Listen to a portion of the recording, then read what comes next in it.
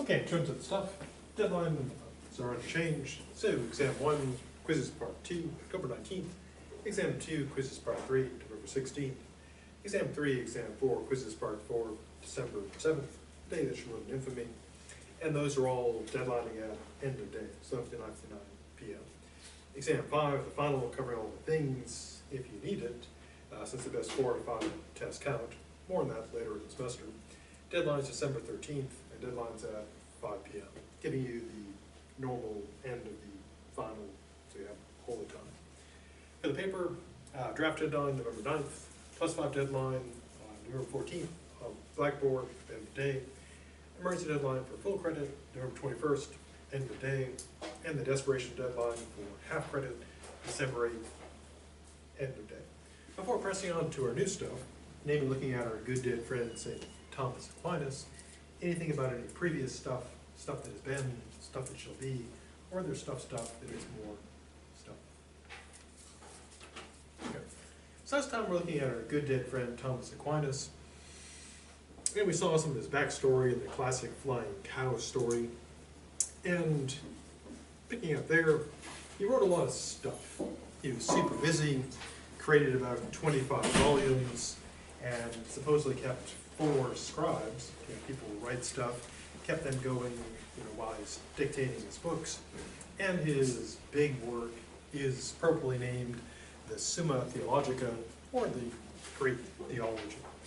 And he ended in kind of either a really awesome end to his life, or really sad and tragic. Before he died, he had a mystical vision that made him feel that all the work he'd done his entire life, all his writings, were nothing but straw, basically worthless. And so on one hand, I guess that's kind of awful to say all that I've done is worthless.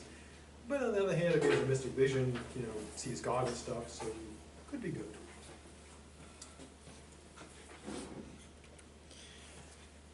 Now we hop to looking at the influence of our good dead friend Aristotle upon Thomas Aquinas. If you want to see more of Aristotle, the Metaphysics class, which is also offered in the fall, right after this class, covers Aristotle's Metaphysics. And if you want to see lots of Aristotle, the Ancient and Medieval class, which hopefully we offer this spring, covers a lot of really dead people.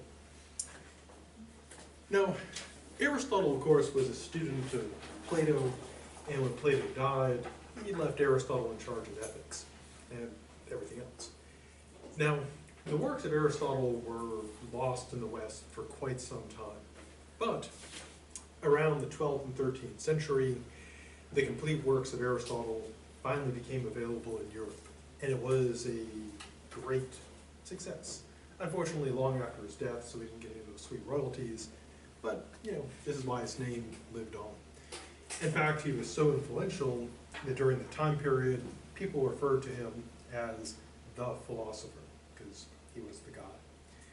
Now, much like his teacher Plato, Aristotle is all about presenting a systematic and developed philosophy in lots of books. Now, there's some conflict between Aristotle, being a total pagan, and Aquinas, being a devout Catholic. Interestingly, there was considerable debate during the Middle Ages about how Plato and Aristotle fit into Christianity. Some thinkers took the seemingly radical view that they were Christians before Christ, even though they lived long before Christianity arose.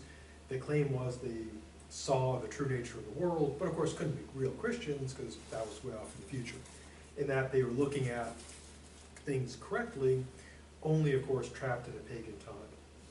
Other people, typically non-believers, but not always, take the view that Christianity is simply Plato sort of watered down, converted into a religion because of the similarities. And other thinkers say, well, maybe Plato got it right, or Christianity got it right, and both got things right. A lot of debate there. Now, in any case, Aristotle, the pagan's views, do of course have some conflict with Catholicism. One big thing is this. In the book of Genesis, what's the main event? Yeah, which takes course over how long? 7 to 10. Yeah, take it, 6 days of creation, then a day of rest. Hence, why we're supposed to get a day off, but often do not. Now, Aristotle's view was the world was not created. There is no creation day. The world is eternal and uncreated. It has always been and always shall be. And this is one of the big debates in religion and metaphysics, namely, how long the world has been here, was it created, was it not? And even people who are atheists still have to address the question of, has the world always been? Was there a creation event? Does it make sense to ask what was happening before the beginning of time? And the answer is probably not, because there can be nothing before time, because without time there's no before. But then again, if there was the time of it, anyways, we'll stay away from that. Also, it's generally believed by people who the Aristotle stuff, that he did not believe in personal immortality. Plato seems to have believed that when you die, as we'll see in the future, that when you die, your soul goes off and hangs out with the forms, and you learn when you're dead, which is why learning hurts, reminds you of death. Now, Aristotle seems to have rejected that and say when you're dead, you are dead. And so, in Christianity, of course, you have some sort of afterlife. Although, as we'll see when we talk about John Locke, there's some debate over that. One view is you die, merely go to heaven or hell. The other view is, also supported by the text, is that when you die, you kind of nothing until Judgment Day, and then people are divided up. Also a concern was that Ibn Rashad and various other Muslim and Jewish scholars commented a great deal on Aristotle, because Aristotle arrives in Europe by way of the Middle East with lots of commentary by Muslim scholars and Jewish scholars. And as you might imagine, if you think the conflict between religions is intense today, back then super intense, crusades and so forth. And so, not surprisingly, Catholic thinkers were really suspicious of things that Jewish scholars and Muslim scholars might have written about Aristotle. They might slip in some of that stuff. There's also the fact that much of early Christianity was built on what's called Neo-Platonism, New Platonism. And Aristotle's view, not surprisingly, rejects that. And so Aristotle is, even though he's been dead a really long time, his ideas are new to Western Europe, and hence revolutionize things, until he becomes kind of the old standard, and then around the time of people like Descartes and Locke and Thomas Hobbes and Galileo, he becomes the old standard that is revolted against. So what did Aquinas say about our good dead buddy pagan Aristotle? Well, he believed, to use a modern metaphor, that Aristotle is kind of like uranium, namely like potentially super dangerous, but if handled properly, really useful for stuff. And so he thought you could take some of Aristotle's stuff without getting that heresy, the metaphor, radiation all over you. So he regarded Aristotle as a great resource because of all the stuff he'd done. But in terms of the question, was Aristotle, Christian? Aquinas takes the view, no, he's a filthy pagan, or maybe a clean pagan. The Greeks were really into bathing, so clean pagan who lacked divine revelation. So Aristotle did great stuff, but he still was a pagan, so super smart pagan. Now, unlike our good dead friend St. Augustine, Aquinas believed you could still get some good stuff out of Aristotle. Now, the shift from Plato to Aristotle also marks a transition. During the Middle Ages, early Middle Ages, Plato is very influential on Christian thought, and Plato, as we'll see in the future, very otherworldly. He has this notion of a Platonic heaven, and so the focus is on not here, but there, the afterlife. And of course, during the Middle Ages, life expectancy was pretty low. Although, it's kind of misleading. You might have heard, they talk about how the life expectancy was 30 years in the Middle Ages, and your picture is probably people dropping dead at 30. But actually, it's not true. If you made it to adulthood, you probably lived, a decent amount of time. The mortality is, life expectancy is low because the death rate of when people are young is very high. So, for example, Aristotle, Plato lived pretty old. They died in their, well, I think Socrates was super old and only died because of the poison. So this transition was from looking at the world beyond to looking at the world here. And this gradually evolves into questions, into the Renaissance, the Enlightenment, and what we have today, which is, sure, there's still a religion, but our main concern is here and now. And it's also reflected in the rise of things like the gospel of prosperity, that the idea is that success here is what matters. Now, as I mentioned, the thinkers like Augustine didn't want to have anything really to do with people like Aristotle. And here's why. Augustine believed that the original sin damaged human reason, that, to use like a metaphor, that we all have a birth defect where our reason is damaged because of original sin. Like going back to like the radiation metaphor, it's like we get, irradiated, and so everyone is contaminated, so everyone is like mutated in a bad way, such that our reason is correct. So what do we have to do to reason correctly? Well, the cure, according to Augustine, is divine grace. So going back to like the mutant radiation thing, if original sin is like the radiation that mutates us into deranged in our reason, grace is like the cure that restores that capacity. And so in order to even engage in philosophy, science, etc., people need faith. They need to be restored by God. Now this has all sorts of interesting implications. One thing, of course, is if one believes this, then when atheists are arguing, from the standpoint of science, a person could say, well, yes, of course, to the atheist, all their science seems reasonable because they are brain damaged. If they were not so mutated mentally, they would see the truth. Now, this, of course, has really not been tested scientifically. I mean, one way, it could be done empirically. You could take people who are like atheists and then do reasoning tests on them, and then take people who have faith and then, apply tests to them. And of course, the challenge would be coming up with tests that everyone would accept. Because if you're testing, mental mutants with mentally mutated tests, they're going to get good results. And people who are not mentally mutated would get terrible results. And so there's a challenge even testing that. As far as I know, no one is seriously testing this. But if you're ever in grad school and looking for some research money, maybe this could be a thing. Now, what about our good dead friend Thomas Aquinas? Well, he takes a differing view. He did believe in original sin. So if you were to ask Thomas Aquinas, did sin corrupt us? He would say yes. But he believed it didn't damage our reason. Our reason works just as well as it ever did. So, the capacities of Adam and Eve would be, ours would be no worse or no better. And so reason can still be a trustworthy source of knowledge. So you don't have to worry that your reason has been all mutated by, clogged up with sin. The reason part works fine.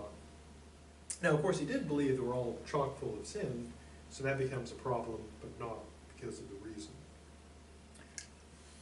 And so he makes a distinction between philosophy, using reason, and theology, focusing on religion.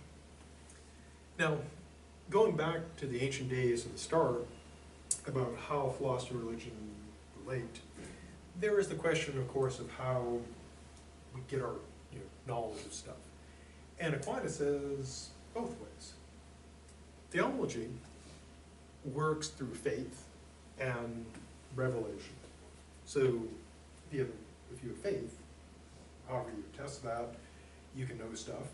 And also through divine revelation, that can give you truth as well. Philosophy works through reason and experience. So Aquinas, drawing circles, we take them to have an overlap. the center. Now, he doesn't think that there are two realities. So there's not like theological reality and, you know, philosophical reality, like they're separate. The reason why I mention that is because there was a thinker, at least one, probably more, who believed that there were like religious truths and scientific truths, and they could contradict each other, but both be true. So they could be something like true in science, but untrue in religion, and true in religion, but untrue in science. And most thinkers consider that crazy, you know, that you just have one reality, you don't have alternative facts, you don't have alternative truths. If something's true, it's true, if it's false, it's false. And that would be Aquinas' view. So there's not like theology true and science true, there's truth. And there'd be different ways of knowing it, but they'd both be, you know, the truths would be truths. So what are the types of truth? Now again, I want to emphasize that Aquinas doesn't believe that, you know, there are alternative facts or alternative truths, that there's religion truth and science truth. What he means is that there are categories of truths, but they don't contradict each other. To use a metaphor that kind of breaks apart pretty quickly, but think about like, you know, if you're taking a biology class, there are like biological truths. If you're taking a class in, you know, chemistry, they're like chemical truths. If you're taking a class in, you know, business, there are business truths.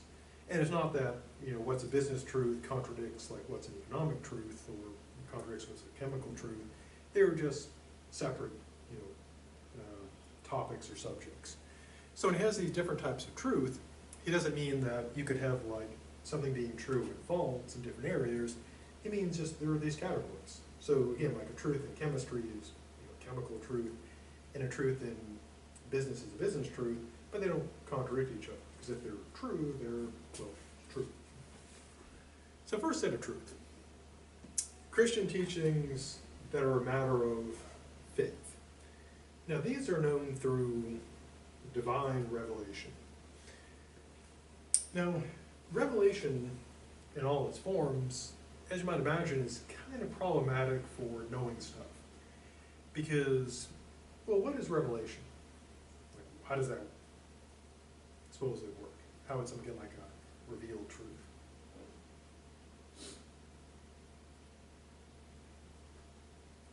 Well, what is it, you know, outside of religion, what does it have something revealed to you? You can experience it, it's, you know, shown to you, you know, like pulling, you know, the curtains back, you know, seeing what's there. Yeah, so a revelation is, you know, if it's doing what it's supposed to, you know, it's claimed, it's God revealing, you know, showing to people these truths. And as, you know, thinkers of his time, and later thinkers like John Locke, you know, raised the question, how do you know when it's revelation from God, which is for Locke always true, and not mental illness or the devil doing his devil stuff, and which is, you know, is a problem. If you just super feel something is true, how do you know it's really true? And so one thing that thinkers have run into is many thinkers, people like obviously Aquinas, Plato, etc., Descartes, want there to be a way of knowing things by revelation, by the light of reason, but there's no like proofs or steps. So the question is, how do you tell when you're seeing the truth revealed by, you know, the light of reason or God, or just having a stroke or something, which is kind of a problem. Now, he thinks the reason why you can't give reasons for these is because they are beyond reason. But, importantly, not contrary to reason. So, there are truths that, you know, they're not contradictions or irrational, they're somehow beyond reason. And again, that raises the question or problem of what does that mean? Some examples would be the Trinity. Now, the reason why that's beyond reason is because in the classic Trinity, what do you get going on? Well, who are the members? Yeah, Father, Son, Holy Ghost, or Holy Spirit. And they're supposed to be three separate beings, but of course Christianity is monotheistic, so they're really just one. And so the question is, how can you have three that are one, and one that's three? Because by math, 3 is not 1, 1's not 3. Now, Aquinas, of course, believes that it's true and not contrary to reason, but it's something you can't prove. Also, he believes incarnation, the Son is revealed truth, original sin, revealed truth, but not provable by reason, and other doctrines. And these are things that you get by revelation. You can't prove or disprove them by reason, but they're not contrary to reason. So he did believe that you could argue about these rationally. Like someone could raise questions about the Trinity, and even though you couldn't prove it, you could address objections against it. So you could discuss it with reason, but they're ultimately not provable or disprovable, or so he claims. And again, this sort of category, whether someone's religious or not, the idea that you just see the truth becomes a problem, and it's still a problem today. How do you just know something's true? Second type of truthy truth is this: empirical knowledge and self-evident philosophical principles. Now, these aren't got through revelation. The empirical knowledge, of course, is stuff you get by empirical investigation. This would be like how the heart works, or how disease works, or whether trickle-down economics works. And so these would be things that God doesn't beam into people's minds, and that you have to go out and do empirical research. So all the sciences would fall under here. Also, the self-evident philosophical principles would be things like the truths of logic, like A is A, that A cannot be not A, the triangles have 3 sides, square 4 sides, that type of stuff. So he thinks this is stuff that we know, but don't require any religious stuff. So you don't need revelation to know triangles have 3 sides, or that the heart pumps blood. Now then he believes there's a third category of the truth. So you got 2 circles with an overlap. The overlap is this: these are truths that you can know through revelation, so God could beam them in, or you could also sort out through reason. So you could sit down, do some observations, and think about it, and get to the same results. These include, for him, the existence of God and his qualities, the existence of the soul, immortality, and of course, moral law, ethics. And he believes you can get these, from either way. You could approach it from the standpoint of revelation, get them, from God, but then you could sit down and argue to the same result. Or you could sit down and get them from philosophy, and then also get them from divine revelation. So he would have a overlapping diagram of theology and philosophy. Now, he thus thinks there are 2 types of theology. And again, truth is truth for him. He doesn't think they're all these separate truths. One type of theology is kind of the old-time revealed supernatural theology, where it's just, God sends people a vision. One example would be sort of like the revelations of St. John. St. John, is that it? So many saints, it's hard to keep track of all. That same guy. And then, of course, natural theology, where he believes that you could do philosophy through reason and get to theology as well. And again, he thinks that, truth is truth, so it's not that there's the supernatural truths that contradict the natural truths. He thinks, the truth is the truth. If there's an apparent conflict between the two, then one of them's got to be wrong. So if someone thinks that they have this revealed supernatural truth, but it conflicts with, you know, evidence and reason, then they can't both be true. One's going to be mistaken. And of course, you may not know for sure, but again, he thinks that there is just ultimately truth. Before pressing on, anything about truths? It needs more stuff.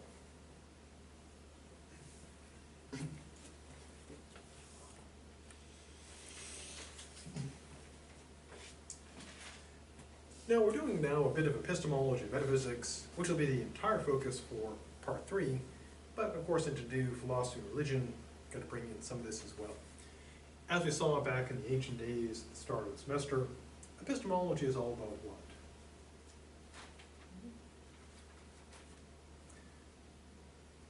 Well, its main question is, what do you, or what can you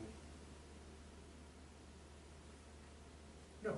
So it's the study or science of knowledge.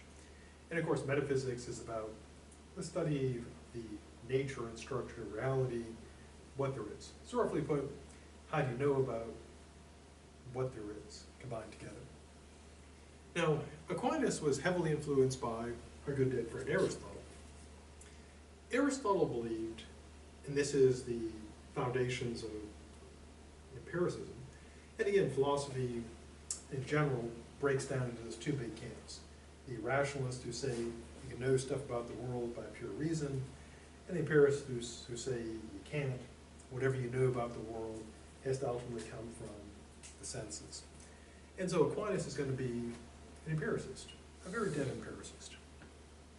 Like Aristotle, who's an even deader empiricist. Now, one notion that empiricists have embraced is the notion of a blank slate, later put forth by John Locke as a tabula rasa, just blank slate. So the idea is, if you're an empiricist, you believe that when people, you know, were born or created, their mind is empty. Now, the opposing viewpoint, held by the rationalists, is that the mind is pre-stocked with what are called innate ideas or innate knowledge. To illustrate using a modern metaphor, back in the early days of computing, let's say back in the 1980s, if you bought a computer like a VIC-20 or a Commodore 64, because the Commodore 64 had 64 kilobytes of memory, not even a megabyte, not let alone a gigabyte. Gigabytes were off in the distant future. And if you plugged in your Commodore 64 to your TV, turned it on, you just have a little flashing cursor, because there was no hard drive. Those were, well, they kind of existed then, but they're super expensive, like bazillions of dollars. Well, not really, still super expensive. Mostly used tape cassettes. If you recall those from maybe the YouTubers talking about ancient means of music, playing music, and you plug a tape player to your computer and do that. And then eventually they got around to floppy disks. That was quite an advancement. But anyways, if you turn on the computer then, you just have a flashing cursor. So if you wanted to do anything, you had to type in a program yourself or load one off a cassette or a disk. And so it would be like the empiricist view. It would be a blank slate. There's nothing there, so you have to put everything in there. So the empiricists believe when we're born, our mind is a blank slate. Our hard drive, metaphorically speaking, is empty. And then what happens is, as we have more and more experience, we pull in more and more information, and we gradually fill up our hard drive.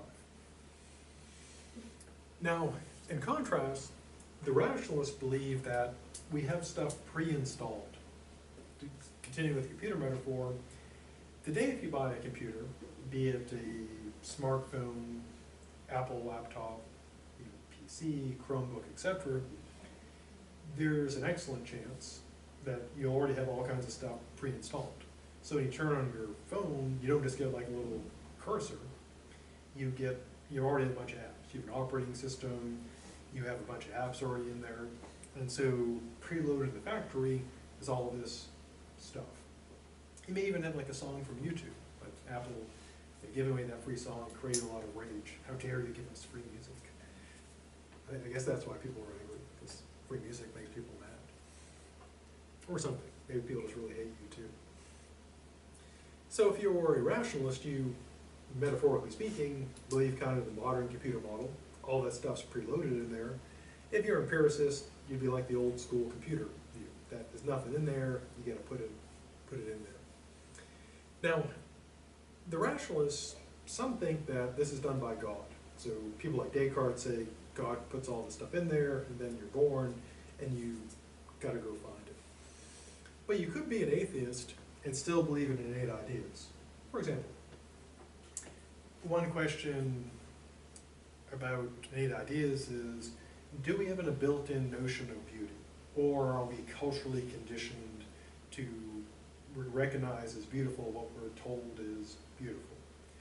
And the way they tested this was they would take kids before they've been conditioned, like super young infants, and show them pictures of people and see how they respond.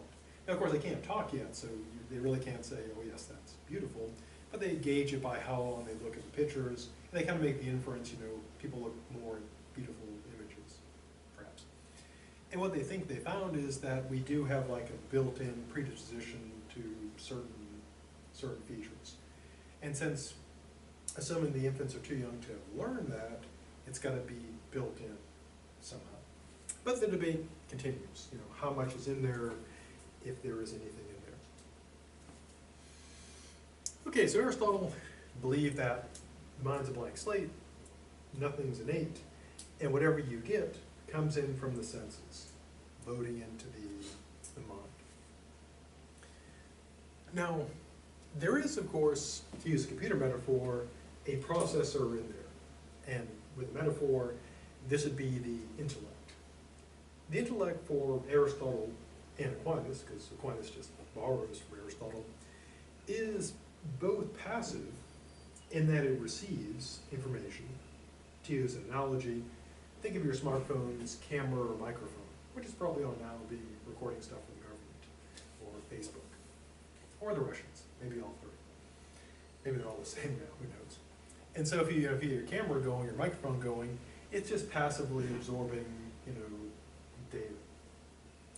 Then of course, there's the active part, which, processes the data.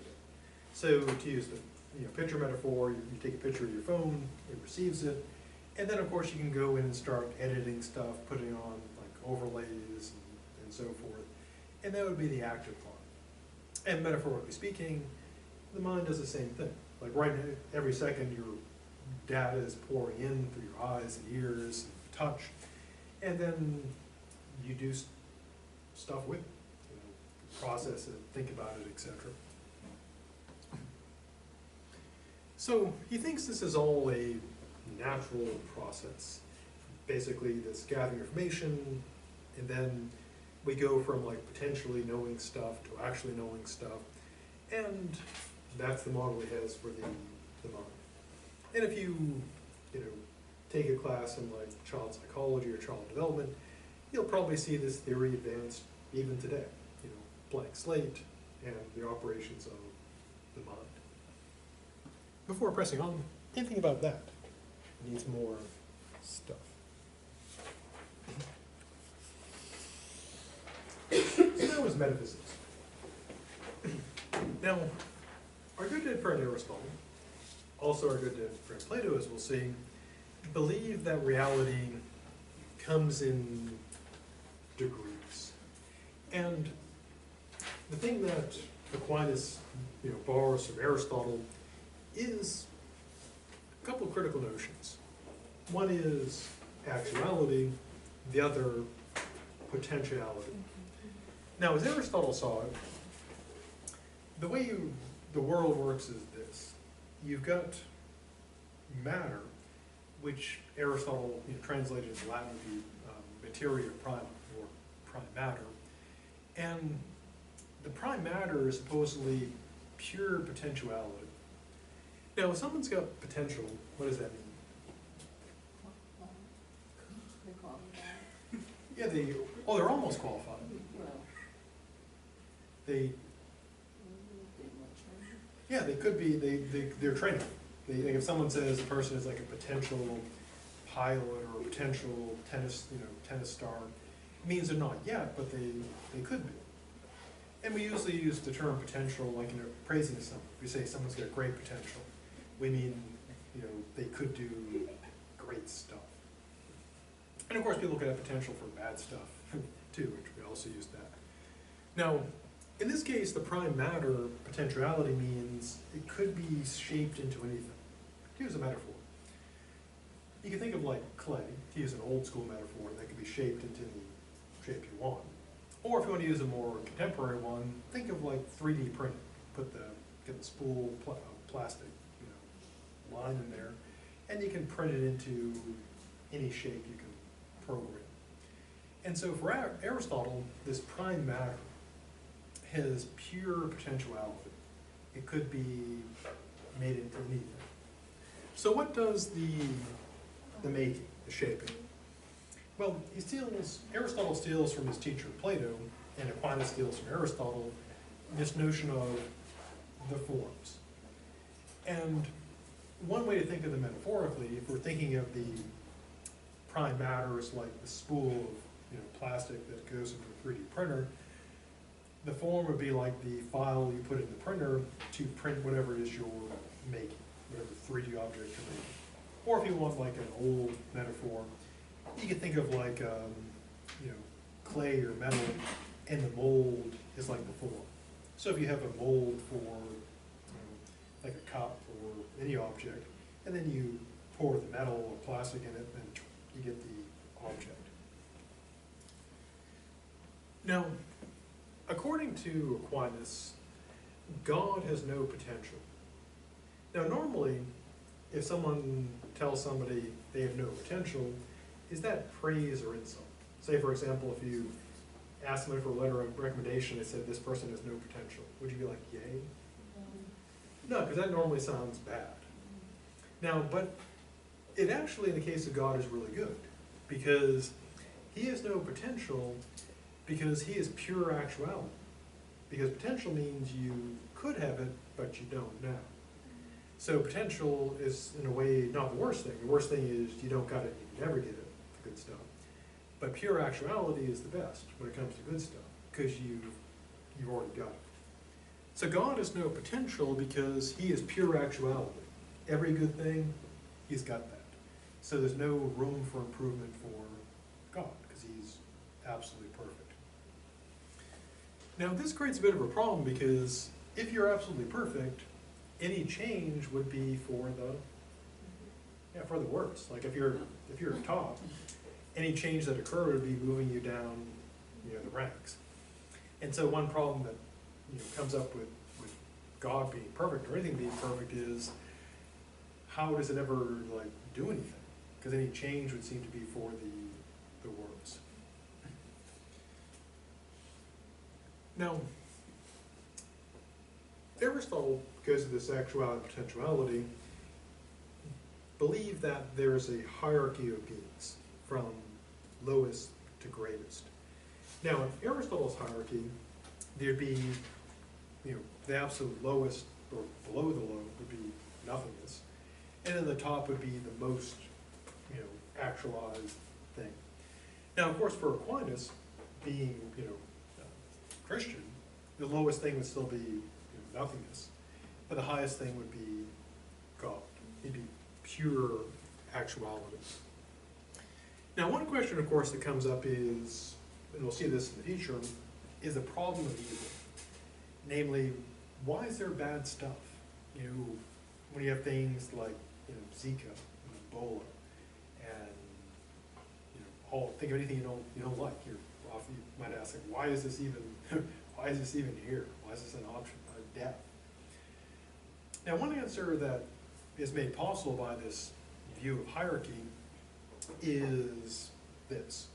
If you have to have a hierarchy from 0 to, I guess, infinity, well, later thinkers make an argument from numbers. If you take all the numbers, are there missing numbers in there? When you took a math class, they say, yep, there's a number between 10 billion and 7, and 10 billion and 1, just missing. We don't know where it is. No, there's no gaps. You have all the numbers, even the terrible ones, like number 7. And so why do you have like yucky stuff? Well, you got to have everything from 0 to God, and so you got to have the less awesome stuff, or so he claims. This also is how we argues the existence of angels, because if you got God and you got us, there's got to be something between God and us, and the angels fill in those gaps. Varying types of angels. Now, this also has a couple other, 3 other implications or uses. First, the universe is ordered. There is a hierarchy that you can know, so it's knowable. Secondly, everything has a purpose. Namely, just like in a business, in a way, everything wants to be or is aiming at being the best it can be, to use an old army slogan. So everything has a purpose, that being fully what it is. And that's stolen from Aristotle. Lastly, it also has implications for ethics. Namely, morality is objective. Where anything lies on this hierarchy, it's the higher up it is, the more objective value it has. And this is used, if you take the class in ethics, we do a section on animals and their rights. One argument given by Thomas Aquinas about why it's okay to eat animals is taken from St. Augustine, but it's basically this. We're above animals, so we're better than them, so we can eat them. Animals are above plants, so they can eat plants. Now, of course, the implication is that angels are above us, so they can eat us. But I guess hopefully they don't need to eat, otherwise trouble. Now, that does, of course, have a grim and terrible side, namely that it's a standard argument people use when they want to be terrible to other people, or anything. People will say, if they want to argue for it, we're better than them, so we can treat them terribly.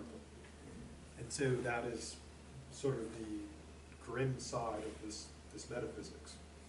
And so metaphysics does have some awful consequences. Before pressing on, anything about awful consequences that needs more stuff.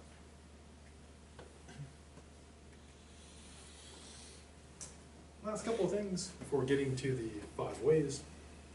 Now, another thing that Aristotle contributed is this idea of essence. Not the perfume, but something else. Now, the idea is this.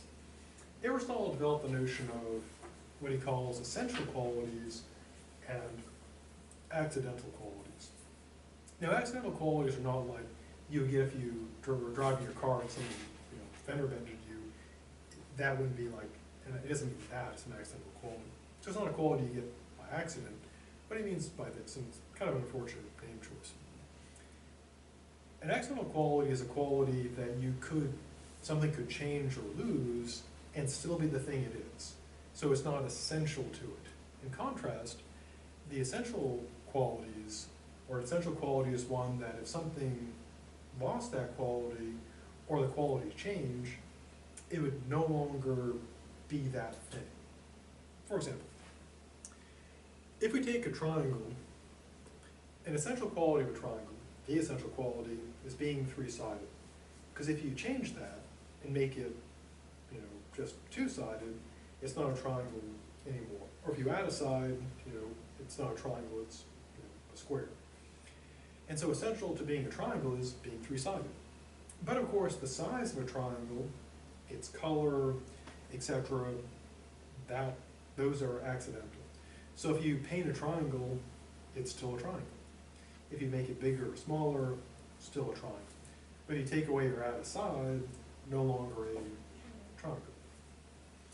Now, where this becomes much more interesting is, of course, with, people. Namely, what are the qualities that are essential to being you? That if they were lost or changed, you wouldn't be you anymore. And we'll see this in part 3 when we talk about personal identity.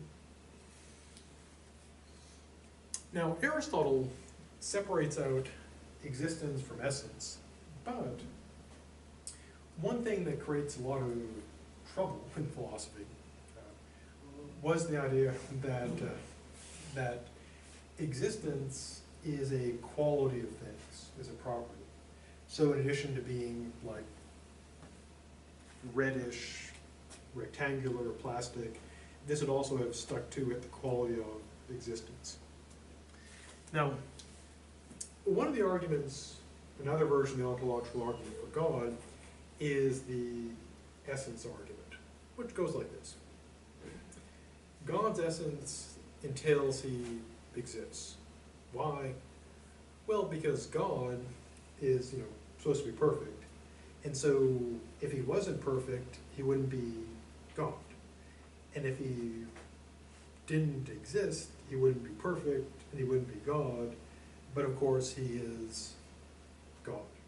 So he has to be perfect, and he has to exist. So therefore, by necessity, he exists. Now, Aquinas, presents the argument, but rejects it. Why? Well, because he's an empiricist. So he thinks that although God's essence contains existence, we really can't legitimately know that. So he thinks the argument, it's kind of a weird thing. On the one hand he says, yeah, great argument, but no, we can't use it. So why not? Well, to use a metaphor, it seems to be kind of a procedural thing. Think about if the police find some evidence, but they get it illegitimately, like without a search warrant, then everyone may know, yeah, this person, had that illegal stuff. Anyway, but of course it's not admissible because they got it the wrong way. So what Aquinas seems to be kind of doing is, yeah, we all know God's essence contains existence, but we really can't know it because that would be knowing stuff in the wrong way, so we don't know it. So if he rejects that argument, what's he going to do? Well, probably one of the many things he's famous for is, or rather are, because there's 5 of them, the 5 ways. Now, what he does here is basically take Aristotle's pagan stuff, in which Aristotle argues for all these things, and then takes them and combines them together into 5 arguments for God. The general form is this. If the world has X, where X is some observed feature, then God exists. The world has this, so God exists. He also includes the cosmological argument. Now we see the ontological argument, God is perfect, blah, blah, it's got to exist, etc. Now the cosmological arguments, and we'll close with this, work in the following way. Cosmology is a study of the origin of the cosmos, of everything. And cosmological arguments are basically this. There's, roughly put, there's got to be something that created everything, because there'd be nothing, but there's something, so there's a creator. In the case of Aquinas, as we'll see, this is God. So on Friday, we'll pick up with cosmology. So have a good rest of the week. And next time, the 5 ways.